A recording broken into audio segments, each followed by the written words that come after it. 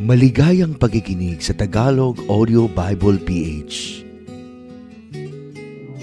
Marcos Kapitulo 13.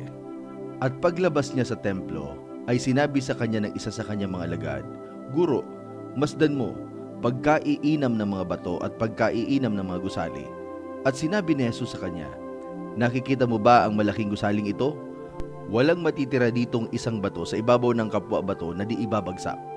At samantalang siya'y nakaupo sa bundok ng mga olivo sa tapat ng templo, ay tinanong siya ng lihim ni Pedro at ni Santiago at ni Juan at ni Andres, "Sabihin mo sa amin, kailan mangyayari ang mga bagay na ito? At ano ang magiging tanda pagka malapit nang maganap ang lahat ng mga bagay na ito?" At si Jesus ay nagpasimulang magsabi sa kanila, "Mag-ingat kayo na huwag kayong paligaw kanino mang tao. Maraming paririto sa aking pangalan na magsisipagsabi, 'Ako ang Kristo,' at maliligaw ang marami. At kung magkarinig kayo ng mga digma at ng mga alingaungaw ng mga digma, ay huwag kayong magulumihanan. Ang mga bagay na ito'y dapat na mangyari, datapwat hindi pa ang wakas. Sapagat magtitindig ang bansa laban sa bansa, at ang kaharian laban sa kaharian, at lilindol sa iba't ibang dako. Magkakagutom. Ang mga bagay na ito'y pasimula ng kahirapan. Datapwat mag-ingat kayo sa inyong sarili, sapagat kayo'y ibibigay nila sa mga Sanhedrin, at kayo'y hahampasin sa mga sinagoga, at kayo'y magsisitindig sa harap ng mga gobernador at ng mga hari dahil sa akin, na bilang patotoo sa kanila. At sa lahat ng mga bansa ay kinakailangan munang maipangaral ang ebanghelyo, at pagka kayo'y dinala sa harap ng mga kapulungan, at kayo'y ibigay, ay huwag kayong mabalisa kung ano ang inyong sasabihin. Datapwat ang ipagkaloob sa inyo sa oras na yaon ay siya ninyong sabihin, sapagat hindi kayo magsasalita kundi ang Espiritu Santo. At ibibigay ng kapatid sa kamatayan ng kapatid, at ng ama ang kanyang anak, at magsisipaghimagsik ang mga anak laban sa mga magulang, at sila'y ipapapatay. At kayo'y kapupuotan ng lahat ng mga tao dahil sa aking pangalan. Datapwat ang magtiis hanggang sa wakas ay siyang maliligtas. Ngunit pagkakita ninyo ng kasuklam-suklam na paninira na nakatayo doon sa hindi dapat niyang kalagyan, kung magkagayoy, magsitaka sa mga bundok ng nasa Judea. At ang nasa bubungan ay huwag bumaba, ni pumasok upang maglabas ng anuman sa kanyang bahay. At ang nasa bukid ay huwag magbalik upang kumuha ng kanyang balabal. Datapwat sa aba na nagdadalang tao at nagpapasuso sa mga araw na yaon, ay magsipanalangin kayo na ito'y huwag mangyari sa panahong taginaw. Sapagat ang mga araw na yaon ay magiging kapighatian, na ang gayoy di pa nangyayari buhat sa pasimula ng paglalang ng nilikha ng Diyos hanggang ngayon, at na hindi mangyayari kailanman. At malibang paikliin ng Panginoon ng mga araw, ay walang laman na makaliligtas. Datapwat dahil sa mga hirang na kanyang hinirang, ay pinaikli niya ang mga araw.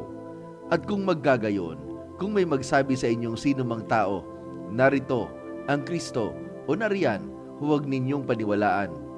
Sapagat may magsisilitaw ng mga bulaang Kristo at ang mga bulaang propeta, at magpapakita ng mga tanda at mga kababalaghan upang mailigaw nila kung mangyayari ang mga hirang. Datapwat mag-ingat kayo. Narito, ipinagpauna ko ng sinabi sa inyo ang lahat ng mga bagay. Ngunit sa mga araw na yaon, pagkatapos ng kapighatiang yaon ay magdidilim ang araw, at ang buwan ay hindi magbibigay ng kanyang liwanag, at malalaglag ang mga bituin mula sa langit, at magsisipangatal ang makapangyarihan sa mga langit. At kung magkagayoy, makikita nila ang anak ng tao na napariritong nasa mga alapaap na may dakilang kapangyarihan at kalwalatian. At kung magkagayoy, susuguin niya ang mga anghel at titipunin ang kanyang mga hinirang mula sa apat na hangin, mula sa wakas ng lupa hanggang sa dulo ng langit. Sa puno ng igos ay pag-aralan ninyo ang kanyang talinghaga. Pagka nanariwa ang kanyang sanga at sumupling ang mga dahon, ay nalalaman ninyo na malapit na ang tag-araw. Gayon din naman kayo. Pagka nakita ninyong nangyari ang mga bagay na ito, ay talastasin ninyo na siya'y malapit na, nasa pintuan na. Katotohanang sinasabi ko sa inyo, hindi lilipas ang lahing ito hanggang sa maganap ang lahat ng mga bagay na ito. Ang langit at ang lupa ay lilipas, datapwat ang aking mga salita ay hindi lilipas.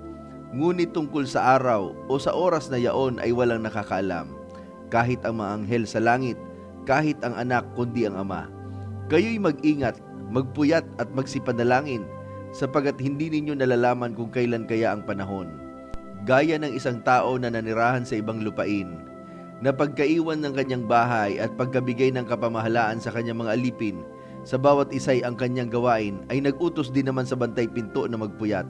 Magpuyat nga kayo, sapagat hindi ninyo nalalaman kung kailan paririto ang Panginoon ng bahay, kung sa hapon o sa hating gabi o sa pagtilaok ng manok o sa umaga. Baka kung biglang pumarito, ay kayo'y marat nang natutulog. At ang sinasabi ko sa inyo ay sinasabi ko sa lahat, magpuyat kayo. Marcos Kapitulo 14. Pagkaraan nga ng 2 araw ay kapistahan ng Pasko at ng mga tinapay na walang libadura, at pinagsisikapan ng mga pangulong saserdote at ng mga eskriba kung paanong siya'y huhulihin sa pamamagitan ng daya at siya'y maipapatay, sapagkat sinasabi nila, huwag sa kapistahan, baka magkagulo ang bayan. At samantalang siya'y nasa Bitanya sa bahay ni Simon na kitongin, samantalang siya'y nakaupo sa pagkain, ay dumating ang isang babae na may dalang isang sisidlang alabastro na puno ng ungwentong nardo na totoong mahalaga, at binasag niya ang sisidlan at ibinuho sa kanyang ulo. Datapwat may ilan na nagagalit sa kanilang sarili at nagsipagsabi, ano ang layo ng pag-aaksayang ito ng ungwento, sapagat ang ungwentong ito'y may pagbibili ng mahigit sa 300 denaryo at may bibigay sa mga dukha. At inupasalaan nila ang babae. Datapwat sinabi ni Jesus, pabayaan ninyo siya. Bakit ninyo siya binabagabag? Mabuting gawa ang ginagawa niya sa akin, sapagat laging nasa inyo ang mga dukha, at kung kailanman ibigin ninyo ay mangyayaring magawa ninyo sila na magaling. Datapwat ako'y hindi laging nasa inyo. Ginawa niya ang kanyang nakaya. Nagpauna na siya ng pahira ng katawan ko sa paglilibing sa akin. At katotohanan ang sinasabi ko sa inyo, saan man ipangaral ang ebanghelyo sa buong sanlibutan, ay sasaysayin din ang ginawa ng babaeng ito sa pag-alaala sa kanya. At si Judas Iscariote, na isa sa 12, ay naparoon sa mga pangulong saserdote upang maipagkanulo niya siya sa kanila. At sila, pagkarinig nila nito, ay nangatuwa at nagsipangakong siya'y bibigyan ng salapi. At pinagsikapan niya kung paanong siya ay kanyang maipagkakanulo sa kapanahunan.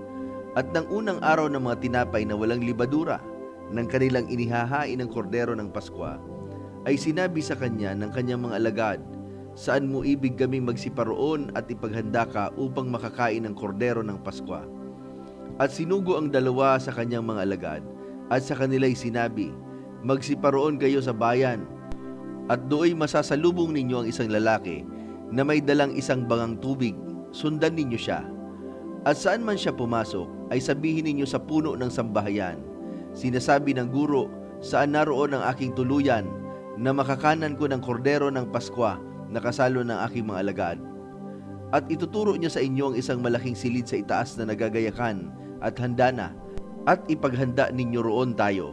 At nagsiyaw ng mga alagad at nagsipasok sa bayan, at nasumpungan ang ayon sa sinabi niya sa kanila, at inihanda nila ang kordero ng Pasko. At nang gumabi na ay naparoon siyang kasama ang 12. At samantalang sila'y nakaupo at nagsisikain, ay sinabi ni Jesus, katotohanan ang sinasabi ko sa inyo, ang isa sa inyo na kasalo kong kumain ay ipagkakanulo ako. Sila'y nagpasimulang namanglaw at isa-isang nagsabi sa kanya, ako po ba? At sinabi niya sa kanila, isa nga sa 12, yaong sumabay sa aking sumausaw sa pinggan. Sapagkat papanaw ang anak ng tao, ayon sa nasusulat tungkol sa kanya. Datapwat sa aba niyaong taong nagkakanulo sa anak ng tao, mabuti pa sa taong yon ang hindi na siya pinanganak. At samantalang sila'y nagsisikain, ay dumampot siya ng tinapay at ng kanyang mapagpala ay kanyang pinagputol-putol at ibinigay sa kanila. At sinabi, inyong kunin ito ang aking katawan.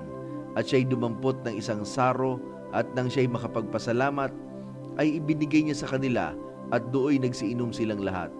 At sinabi niya sa kanila, ito'y ang aking dugo ng tipan na nabubuhos dahil sa marami. Katotohanan ang sinasabi ko sa inyo na hindi na ako iinom ng bunga ng ubas hanggang sa araw na yaon na inumin kong panibago sa kaharian ng Diyos. At pagkaawit nila ng isang imno, ay nagsiparoon sila sa bundok ng mga olibo. At sinabi sa kanila ni Jesus, kayong lahat ay matitisod sapagkat nasusulat, sasaktan ko ang pastor at mangangalat ang mga tupa. Gayon may pagkabangon ko ay mauuna ako sa inyo sa Galilea. Datapwat sinabi sa kanya ni Pedro, "Bagamat makatitisod ang lahat, ngunit ako'y hindi." At sinabi sa kanya ni Jesus, "Katotohanang sinasabi ko sa iyo na ngayon, sa gabi ring ito, bago tumilaok ang manok ng makalawa, ay ikakaila mo akong makatlo." Datapat lalong nagmatigas siya sa sinabi, "Kahit man mamatay akong kasama mo, ay hindi kita ikakaila." At sinabi rin naman ng lahat ang gayon din. At nagsirating sila sa isang dako na tinatawag na Getsemani. At sinabi niya sa kanyang mga alagad, "Magsiupo kayo rito samantalang ako'y nananalangin." At kanyang isinama si Pedro at si Santiago at si Juan, at nagpasimulang nagtakang totoo at namanglaw na mainam. At sinabi niya sa kanila, "Namamanglaw na lubha ang aking kaluluwa hanggang sa kamatayan. Manatili kayo rito at magpuyat." At lumakad siya sa dako paroon at nagpatira pa sa lupa, at idinalangin na kung mangyayari ay makalampas sa kanya ang oras. At kanyang sinabi, "Aba, Ama, may pangyayari sa iyo ang lahat ng mga bagay. Ilayo mo sa akin ang sarong ito, gayon may hindi ang ayon sa ibig ko kundi ang ayon sa ibig mo." At siya'y lumapit at naratnang sila'y natutulog. At sinabi kay Pedro, "Simon, natutulog ka ba? Hindi ka makapagpuyat ng isang oras? Kayo'y magpuyat at magsipanalangin upang huwag kayong magsipasok sa tukso. Ang espiritu sa katotohanan ay may ibig, ngunit ang laman ay mahina." At muli siyang umalis at nanalangin na sinasabi ang gayon ding mga salita. At muli siyang nagbalik at naratnang sila'y natutulog, sapagkat nabibigatang totoo ang kanilang mga mata at wala silang maalamang sa kanya'y isagot. At lumapit siya bilang ikatlo at sinabi sa kanila, "Mga tulog na kayo at magpahinga. Sukat na, dumating na ang oras. Narito, ang anak ng tao ay pagkakanulo sa mga kamay ng mga makasalanan. Magsitindig kayo. Tayo na, narito, malapit na nagkakanulo sa akin." At pagdaka, samantalang nagsasalita pa siya, ay dumating si Judas na isa sa 12, at kasama niyang isang karamihang may mga tabak at mga panghampas na mula sa mga pangulong saserdote at sa mga eskriba at sa matatanda. Ang nagkanulo nga sa kanya ay nagbigay sa kanila ng isang hudyat na sinasabi, "Ang aking hagkan ay yaon nga, hulihin ninyo siya at dalhin ninyo siyang maingat." At nang dumating siya, pagdakay lumapit siya sa kanya at nagsabi, "Rabay," at siya'y hinagkan. At siya'y sinungaban nila, at siya'y kanilang dinakip. Datapwat isa sa naroon ay nagbunot ng kanyang tabak, at sinugatan ng alipin ng dakilang saserdote, at tinagpas ang kanyang tenga. At sumagot si Jesus at sinabi sa kanila, "Kayo ba'y nagsilabas na parang laban sa isang tulisan, na may mga tabak at mga panghampas upang dakpin ako? Araw-araw ay kasama ninyo ako sa templo, na nagtuturo at hindi ninyo ako hinuli. Ngunit nangyari ito upang matupad ang kasulatan." At iniwan siya ng lahat at nagsitakas. At sinundan siya ng isang binata na nababalot ng isang kumot ang katawan niyang hubot-hubad, at hinawakan nila siya. Datapat kanyang binitiwan ang kumot at tumakas na hubot-hubad. At dinala nila si Jesus sa dakilang saserdote, at nangagpipisan sa kanya ang lahat ng mga pangulong saserdote at ang matatanda at ang mga eskriba. At si Pedro ay sumunod sa kanya sa malayo, hanggang sa loob ng looban ng dakilang saserdote, at nakiumpok siya sa mga punong kawal at nagpapainit sa ningas ng apoy. Ang mga pangulong saserdote nga at ang buong Sanhedrin ay nagsisihanap ng patotoo laban kay Jesus upang siya'y ipapatay at hindi nasumpungan, sapagkat marami ang nagsisaksi ng kasinungalingan laban sa kanya, at ang kanilang mga patotoo ay hindi nagkakatugma.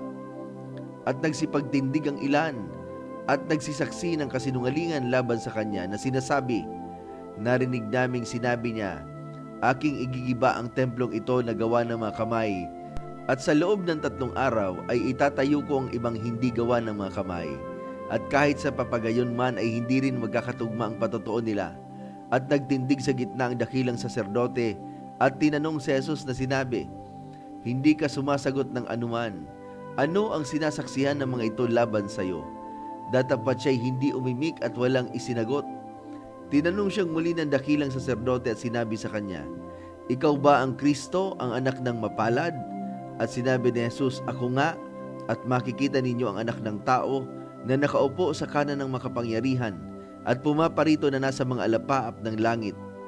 At hinapak ng dakilang saserdote ang kanyang mga damit at nagsabi, "Ano pang kailangan natin ng mga saksi? Narinig ninyo ang kapusungan, ano sa akala ninyo?" At hinatulan nilang lahat na siya'y dapat mamatay. At pinasimulang luraan siya ng ilan at tinakpan ng kanyang mukha. At siya'y pinagsusuntok at sa kanya'y kanilang sinasabi, "Hulaan mo," at siya'y pinagsusuntok ng mga punong kawal. At samantalang nasa ibaba si Pedro, sa looban ay lumapit ang isa sa mga alilang babae ng dakilang saserdote. At pagkakita niya kay Pedro na nagpapainit, ay tinitigan niya siya at sinabi, "Ikaw man ay kasama rin ng Nazareno na si Jesus." Datapat siya'y kumaila na sinasabi, "Hindi ko nalalaman, ni nauunawa man ang sinasabi mo." At lumabas siya sa portiko at tumilaok ang manok. At nakita siya ng alilang babae at nagpasimulang magsabi mula sa nangaroroon, "Ito'y isa sa kanila." Datapat muling ikinaila niya at hindi nalaon at ang nangaroon ay nagsasabing muli kay Pedro, "Sa katotohanang ikaw ay isa sa kanila sapagkat ikaw ay Galileo." Datapat siya'y nagpasimulang manungayaw at manumpa, "Hindi ko nakikilala ang taong ito na inyong sinasabi." At pagdaka bilang pangalaway tumilaok ang manok at naalala ni Pedro ang salitang sinabi ni Jesus sa kanya, "Bago tumilaok ang manok ng makalawa, ay ikakaila mo akong maikatlo." At nang maisip niya ito, ay tumangis siya.